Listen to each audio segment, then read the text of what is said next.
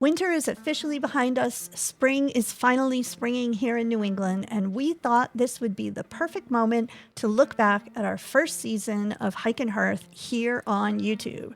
And that means that today's episode is all about you, our awesome viewers, and all the great discussions that you've brought to our comment section over the past 3 months. Yeah, we've loved hearing your stories, and more importantly, how it's brought out the need for us to dig into the next level and think about the things we didn't think about the first time around. So let's get to it. Our inaugural episode at the start of our Hike and Hearth vodcast was all about why we count birds at Christmas time. And our very first viewer comment that we ever got was, when is the U.S. national bird count? And the answer is simple. There is no single national bird count, but there are a number of different citizen science bird counts throughout the year in the U.S. For example, the Christmas bird count, known as the CBC, is held according to every individual circle's own schedule, but always in December or early January, organized by the Audubon Society. Next is the Great Backyard Bird Count in February, the Global Big Day early in May, usually the second Saturday in May, the Feeder Watch Project, which is an ongoing seasonal data collection effort, and eBird is used globally year-round for count comparisons. Other countries have their own national bird counts, for example, the UK's Big Garden Bird Watch. Our second video in our vodcast actually ended up being one of our most popular ones. It was titled The Comeback of the Eastern Bluebirds, and in it we explored the remarkable recovery of the eastern bluebird population, how nest box programs have helped in that effort, and what to watch for in your own backyard. And one of our viewers commented thanking us for information on songbirds. And they happened to mention that they live in Colorado and have the western and mountain bluebirds that frequent their feeders and eat the insects in their garden. And they also encouraged us by telling us that they can't wait to hear more and became one of our very early subscribers. And I have to say, and Dustin, I know, agrees with me, this was such a kind and encouraging comment. So we actually want to give them a shout out on our channel today. They themselves are YouTube content creators going by the name DNA's Birding Adventure. They focus on photography, birding, hiking, nature, and van life. And we recommend that you check out their channel. We watch them regularly, and they're really awesome people. Further, I have a challenge to get out to DNA's Birding Adventures. Which is, I challenge you to get me a photo or a video of the American Dipper. And if you accept and meet the challenge, I will then get you a northeast bird that you want to see on your bucket list. Oh, fun. All right. Okay, so let us know in the comments if you're up for the challenge, guys. We've really loved interacting with you on YouTube. It's actually why we came to YouTube to begin with, is to become part of the birding community on here. But speaking of bluebirds, our friends over in Colorado mentioned 2 of them. Anything you want to add about bluebirds before we move on? Yeah, bluebirds are a really fun study in divergent evolution. And we don't often think of why species split off and do different things. But bluebirds are a really good example. For some reason, the ones west of the Rockies evolved in a certain way with a little more blue on their chest. But these birds, all 3 of them, eastern bluebirds, which are in the East Coast through the Midwest, the mountain bluebird in the western states west of the Rockies, and the western bluebird in the Pacific Coast region, they all have essentially the same structure, slightly different coloration, really similar behaviors and habitats. All of them take to nest boxes and have the same sort of lore as the eastern bluebird, but they developed a little bit differently for different ways, and they're really fun to check out. So I look forward to seeing more mountain bluebird and western bluebirds next time I head out west. The second viewer comment that we got on this particular episode was, more importantly, keep the starlings and house sparrows out. And in this case, they're talking about nest boxes. They go on to say, only put up a birdhouse if you're able and willing to remove the starlings and sparrows. Again, they were specifically referring to nest boxes for bluebirds. And this sparked a really important reminder, and it's something that actually Dustin always emphasizes when talking about nest box programs, correct? Yeah, this can be really tricky, right? Some people put up a nest box just because they want a bird, any bird, to be attracted in their yard. But if they think a little bit more deeply about it, they realize that they want to support the birds that are around in their habitat and make their yard a better habitat.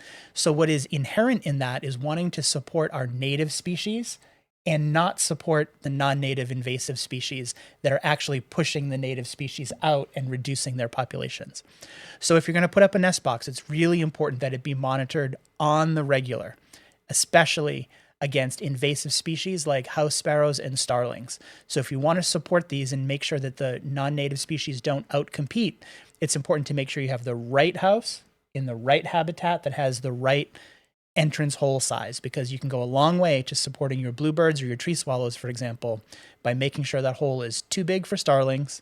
You want the hole to be 1.5 inches, no bigger, and making sure that you monitor the house regularly to deter any action from species that could fit in those, like house sparrows. And it could definitely be like emotionally difficult to evict eggs or baby birds, which I wouldn't do. But the best way to do that is to make sure you get out the nesting material from house sparrows or starlings before eggs are laid or before babies are born, when it's not so difficult. So clear it out, deter those non-native species so that you can have a success for your native birds. And remember, success is measured by at least one successful hatchling coming out of your nest box per year. And house sparrow monitoring, to recognize their nest, it's a super messy mix of all kinds of materials stuffed full. If it's a really messy, ugly nest, you know it's a house sparrow. And aren't there some benefits to being out there regularly anyways? Don't the birds kind of get used to you, and it makes for better birding efforts if you're going out there on the regular? There is. It's better for them to sort of be acclimated to you. Bluebirds are pretty trustworthy when they see you regularly. So yeah, if you go once every 2 or 3 weeks, not so much, but multiple times a week, no problem. And it gives you more opportunities to get some birding in during the week and kind of go for a walk, right? Yep. And when I say multiple, I mean really twice. You don't want to be out there daily. And good nest box monitoring behavior is to never monitor those nests in the early morning. That's when egg laying happens. And don't do it during inclement weather. You don't want to introduce any unnecessary moisture, stuff like that. Perfect. All right. Another comment that we got on this episode, because boy, everybody really loves bluebirds, was we had a box up on the wall by our front porch and came home to see bluebirds nesting. They visited the feeders out front constantly that spring. Unfortunately, they have not nested there again. So we love this story. It actually reminded us of our own little repeat bluebird family that's made a home in our backyard over the last few years, right? Yeah, but they can be picky about location. Too much human activity can deter repeat nesting. So if they happen to be by your front door and it's not a hardship to either limit your using that particular entrance or exit, put it off limits for a couple weeks until, at least until the nest is really well established. Once those eggs are laid and they're incubating them, they're invested enough that they're probably not going to be deterred. Our backyard bluebird box, which happens to be just off of our gazebo in the back corner of our yard, they got very accustomed to us hanging out in there, sitting quietly, reading. We don't have parties in the gazebo very often, so it wasn't too big of a deal. Yeah, I love it. And it's a nice little secluded spot for them, which you kind of put that up just to kind of see if we'd have any luck, right? Yeah, and every year we get either tree swallows or bluebirds nesting in it now, which has been fun. They're adorable. Awesome. Moving on to episode 3, which was about ethical birding tips, specifically around observing owls out in the wild. So we discussed why chasing owls is harmful, what ethical birding means, and how to responsibly observe wildlife, especially sensitive species like owls. And we did get a viewer comment on this, kind of commiserating with us on this topic. That commenter said, I was watching an owl box through a scope from about 150 meters away, but my friend went and sat 10 meters away. So frustrating. We've all had that moment of frustration when someone who's really excited about wildlife wanders too closely because they're excited, and that excitement overcomes their thinking about their behaviors. And we think that person probably loves the birds too. Maybe they love them even more than we do, and they just lost themselves in the moment. But remember, owls rest during the day. They need that time, and disturbing them can cause undue stress. And distance matters. Even quiet humans can disrupt their behavior when they're too close. So ethical birding means always putting the bird's well-being before your photo or your viewing experience, and never causing that bird to flush unnecessarily. Our next comment came from our friends over at DNA's Birding Adventures. They actually, in this comment, end up bringing up a really important point that we actually didn't manage to get to in that episode by asking, have you seen them, referring to owlets, practicing climbing? And to give you a little bit of context on this comment wasn't specifically related to the episode itself, but a community post that I had put up promoting this episode, which featured a picture of an owlet that Dustin had taken. So Dustin, this is a curious question to me as someone who's not a very experienced birder. What were they talking about when they were talking about asking if we've seen the owlets practicing climbing? Yep. If you know anything about me, you know I love the opportunity to go deep. So here we go. Practicing climbing for owlets is a behavior called branching. And they start practicing how to hunt even before they can fly. So it's not unusual to see an owlet that does not have flight feathers yet, cannot fly, but it's jumped or climbed its way down to the ground so it can practice grabbing sticks and stuff like that. When they're down there, they eventually decide they need to climb back up to safety. And since they can't fly, they use those big claws they're born with to work their way right back up the tree.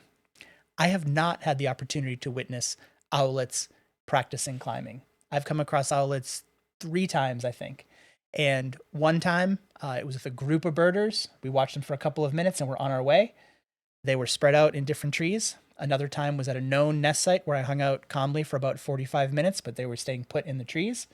And another time, the photograph that we had highlighted in the episode that Lynn mentioned, it was on the big day in early May.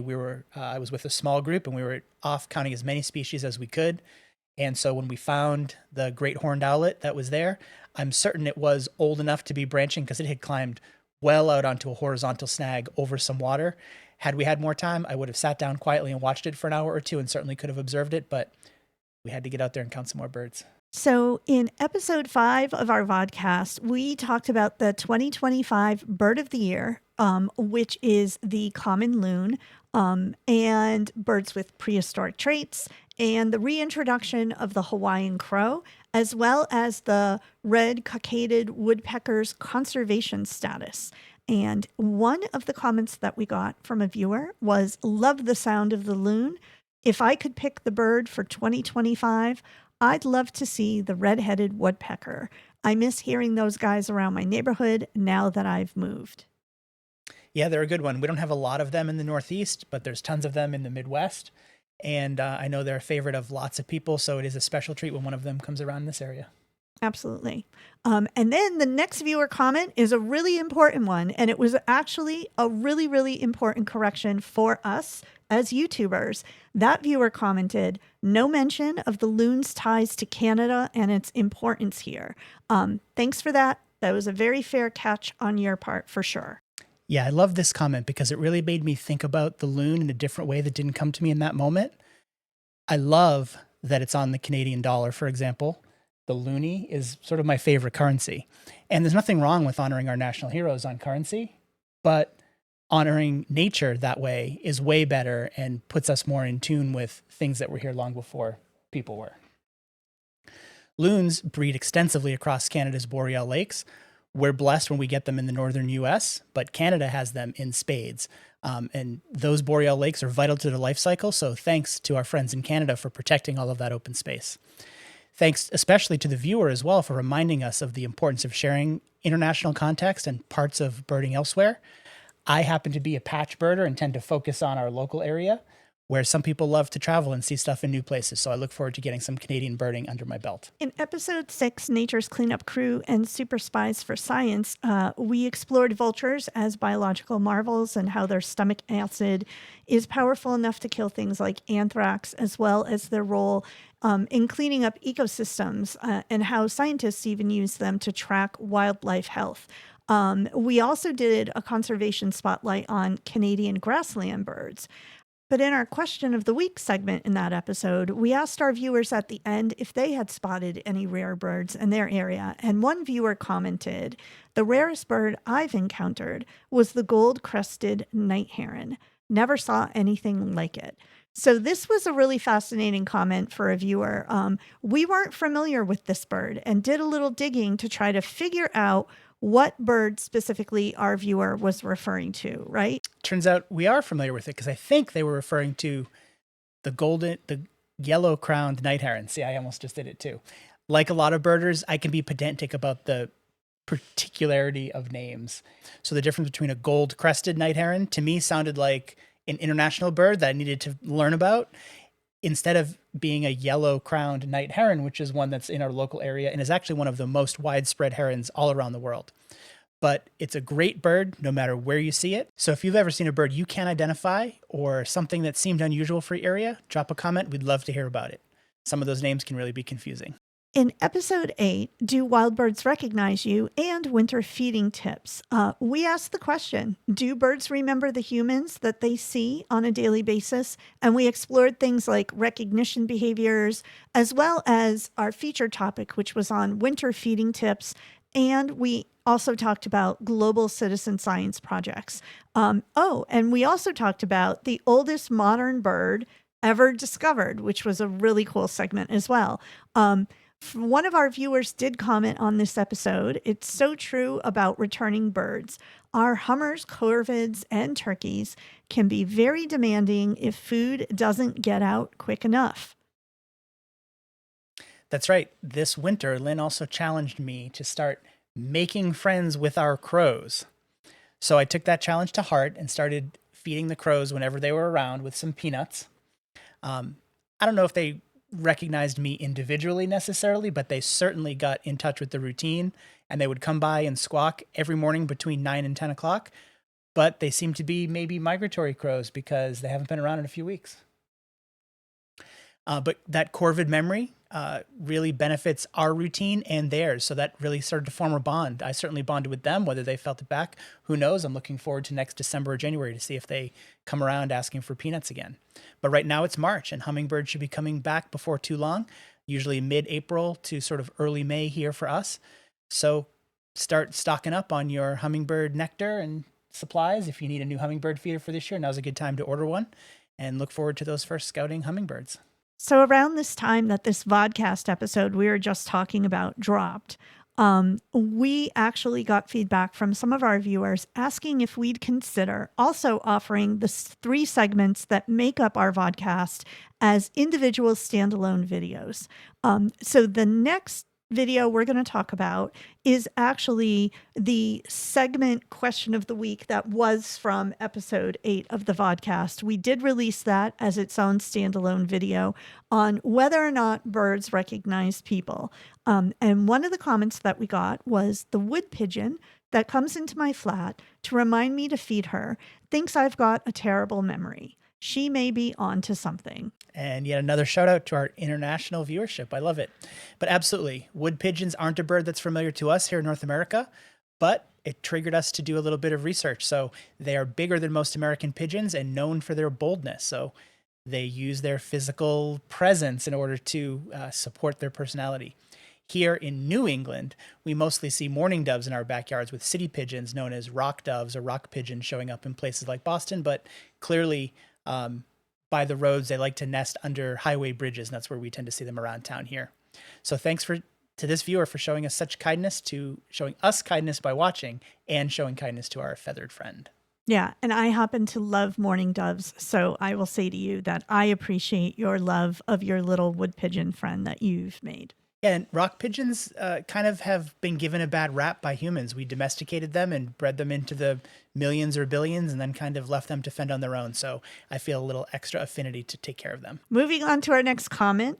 I've spent the past few months sitting outside tossing birdseed on the ground, and it's amazing how now, as soon as I look up at the birds, they all come down and hop around by my feet. That sounds amazing, viewer. Sure, ground feeding like this definitely helps you observe those subtle behaviors up close. And if you can sit still, they'll certainly get comfortable with you. And it's a great way to use your seed efficiently. Less seed gets wasted when birds feel safe to eat it up close, and you can give just small quantities, which will also help if you're feeding, in your own garden.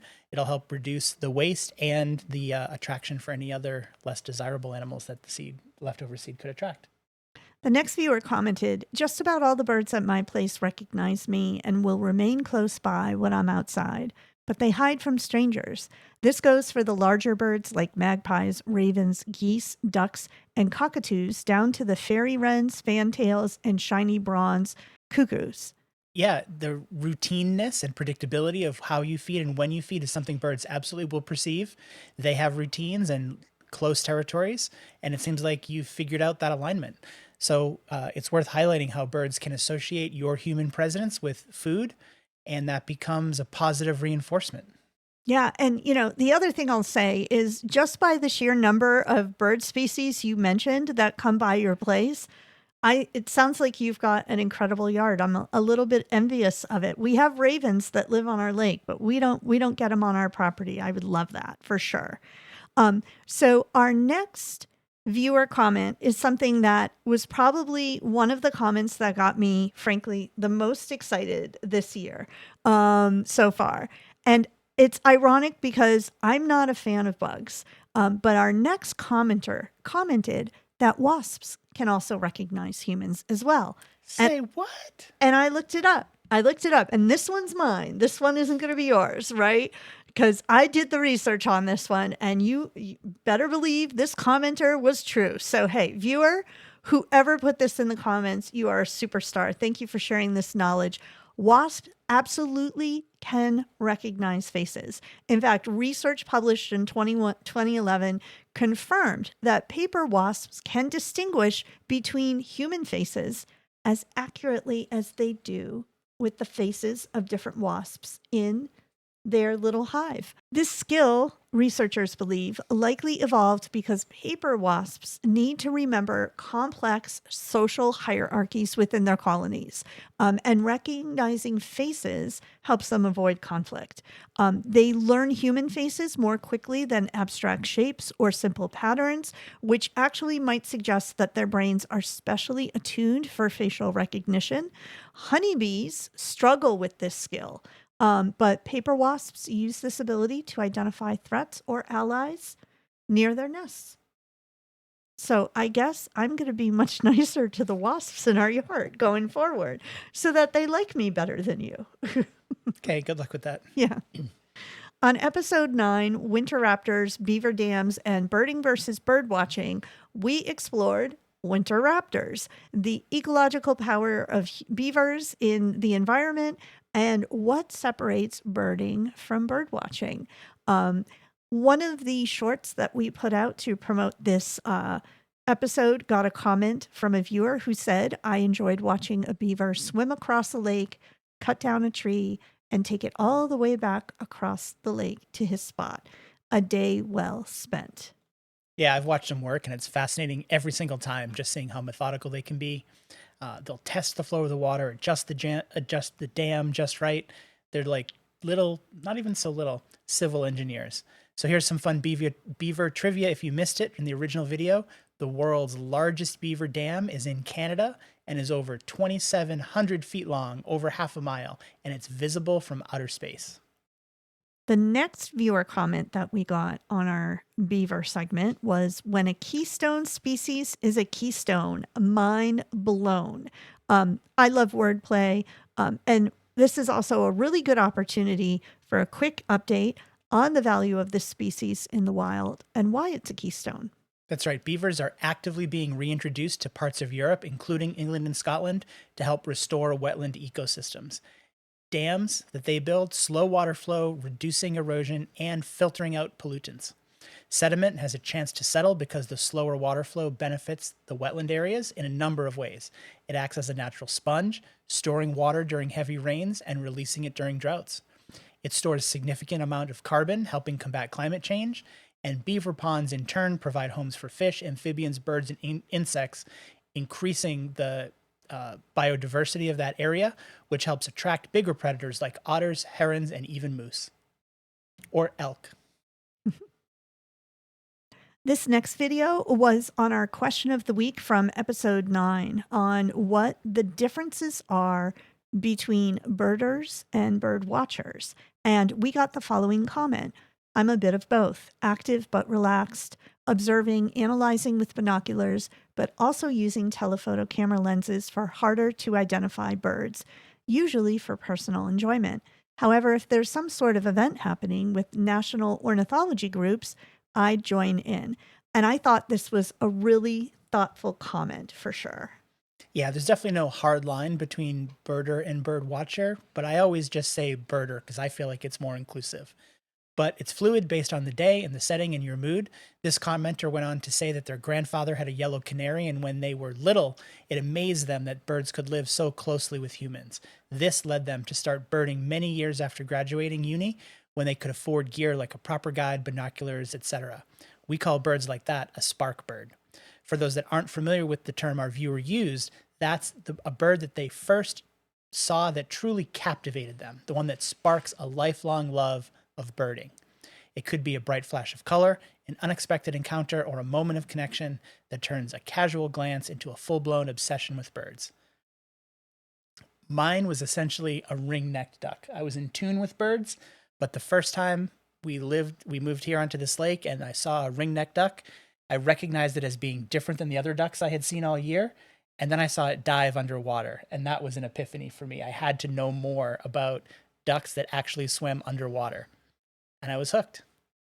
More on spark birds. We had a second viewer come in and talk about how his spark bird was a male cardinal that he got to see up close on a park trail instead of far away. It really blew me away how gorgeous and perfectly red it was. Cardinals are a top spark bird in North America. They're so vivid with bright colors, easy to spot, full of personality. It is no surprise that multiple sports teams are named after cardinals. Multiple states in the US have their state bird as the cardinal. And it's only gotten more beloved as the northern cardinal has spread into the Northeast since the 1950s. They were pretty rare here back then, but now I see several every single day. But almost all birders start with one unforgettable mention like that. In our standalone segment video from episode 10 of our vodcast, we explored Lazarus species, which are animals that were thought to be extinct in the wild, like the whooping crane and the Madagascar pochard. We also asked viewers if they'd encountered any rare species or wildlife surprises when they're out on their adventures. And one viewer commented, the Australian night parrot was thought extinct for around 100 years. But since 2013, a number of colonies have been identified in Queensland and in the Great Sandy Desert of Western Australia. The conservation effort is being led by Indigenous rangers, securing breeding sites from human intrusion, reducing introduced predators, and mapping colonies' movements. This comment was absolutely incredible. So not only did we learn about the Australian night parrot, but they gave us a whole list of species that we had never heard of. We loved hearing about the activities of the Indigenous rangers and what they're doing from a conservation standpoint. And we're probably saving some of this information for a future episode, right? Yeah, it's definitely one I'd like to dig into, but I especially love that it's sort of been human-driven conservation that has allowed this species to recover. So thanks to this viewer for teaching us and our community. This is exactly the kind of engagement that we dreamed of when starting the channel, and I love that you're giving back to us that way. So our standalone segment video from episode 11 of our vodcast, we discussed how animals use the Earth's magnetic field to guide them in their migrations. And one of our viewers asked us a question. I wonder how animals will adapt when the magnetic poles switch. So this is another fantastic question from our audience, and it touches on something that researchers are still trying to fully understand. Isn't that correct? Yeah, I feel like we probably will do a whole episode on this at some point in the future. But Earth's magnetic field is generated by the molten core of iron that moves and spins around the planet's inner core. This creates a geodynamo, a constantly shifting system of magnetic energy. And over time, just like the motion in our lava lamp, which isn't motioning too much at the moment, that motion kind of can spin and slow and eventually reverse itself. And when it does that, it can actually change or reverse the Earth's magnetic field. So the North Pole would become the South Pole and vice versa, not directionally speaking, but magnetically speaking. So geomagnetic reversals happen, we think, roughly every 200,000 or 300,000 years, but the timing isn't regular or predictable. The last reversal, called the Brune-Mutayama reversal, occurred about 780,000 years ago. as far as we know. So technically, we might be overdue. Some scientists believe we might be in the early stages of a transition, but full pole reversal could still be hundreds or thousands of years away. There's just no consensus on a timeline. But during such a reversal, that magnetic field would weaken, which could potentially disrupt migratory species like birds, sea turtles, whales, and butterflies that rely on it. But these species have survived several past reversals and may use multiple navigational systems, so widespread extinction is hopefully unlikely. It's unclear how much adaptation would be needed, but we know that they have some flexibility in this area that already exists. And this might be a great topic to explore in depth in a future episode or in our Substack, so check us out there as well. In our standalone segment video from episode 11 of our vodcast, we discussed what compels birds to sing their little hearts out at dawn and why instinct may be driving them to do so. And we got a viewer comment that said, Australian magpies, not related to European magpies or other corvids, will often sing through the night during a full moon, even in the countryside with no light pollution. Early in the morning, they lead the dawn chorus and often use the time to practice their mimicry, which they later incorporate into their full repertoire. Ours can mimic the black cockatoos, whistling kites, and a horse whinnying, which sounds pretty cool. Yeah, Australian magpies are known for their beautiful, complex songs and vocal mimicry. They aren't actually corvids, I guess. They're part of a different bird family, but who knew? They're among the most intelligent songbirds and have been recorded mimicking human speech, dog barks, and even car alarms. We got another viewer comment on the same segment. This other viewer said, I was very excited to hear my first roby-crowned kinglet this morning. It stopped me in my tracks. But my favorite songbird, if you want to call it a song, it's more like a honking truck backing up, belongs to the red-breasted nuthatch. Okay, we get it. The ruby-crowned kinglet is also a favorite of mine. It's such an energetic bird with surprisingly loud and complex songs. I see golden-crowned kinglets a lot more, but ruby-crowns are kind of more widespread and erratic. Also, the red-breasted nuthatch is another tiny one that sings that nasally honking kind of call. Totally unique and fun. And a fun fact, nuthatches move head first down tree trunks. Our standalone segment video from episode 11 of the vodcast discussed how hibernating animals know when it's time to wake up. And our viewer commented, sleep and snack all winter. Now that's a plan. So I couldn't resist ending the winter recap with this one because it's just such a winter vibe, right? Also, this viewer wished everyone a happy spring equinox in their comment. So it feels like the perfect viewer comment to close out on. This one makes me feel like a chicken or the egg scenario. Did someone like fall asleep and they need to snack and they're a sleep eater? Or they eating and they got bored and they fell asleep? I don't know which one would come first, Yes. but eating and sleeping all winter, I'm down for it. So that wraps up our first seasonal retrospective. It's been an amazing winter sharing the joy of nature with all of you guys. We love the viewer comments and all the discussion that comes from that. So Dustin, I'm going to put you on the spot. What was your favorite moment recording our winter episodes and chatting with our YouTube community? So many good moments, but hard to pick a true favorite. I'll say I love the way that our tagline has grown on me, telling folks to keep their eyes on the skies and their hearts in the wild. I love saying it. I can't tell you how much it comes to mind when we're not recording. That's so my this favorite. Is ironic because you're the extrovert in the couple and your favorite part of the vodcast is the very last sentence. You're right. We need to say it more. It doesn't have to be at the end. So then what was your favorite moment? I can't believe you don't just know. What do you think above all? It happened recently. It was the snakes from Indiana Jones. It was the snakes conversation in Indiana Jones. She just kept coming back to that. I did. Why not? Yeah. And I will also make it a little bit pop culturally to continue that path forward. We went on a hike this weekend. You guys will see that video later on in the week. And we heard spring peepers here in New England for the first time. So I pulled out the only amphibian t-shirt I have to celebrate them, which is my Creature of the Black Lagoon t-shirt. He's an amphibian, and I'm wearing that today to celebrate that. So thank you to everyone who left a comment over these past 3 months, this first season of Hike Hearth, or asked a question, or shared your experiences, or corrected us, or added some new knowledge about nature and especially birding. We came here for the community and to have this kind of fun with you guys, and we really, really have had a great time. We consider all of you to be a crucial part of Hike Hearth, so we look forward to looking back on our spring episodes at the start of the next season as well, and sharing all of your comments and questions then. So keep them coming, and if you have any topics or questions that you'd like to see us cover in Question of the Week or other segments, just let us know.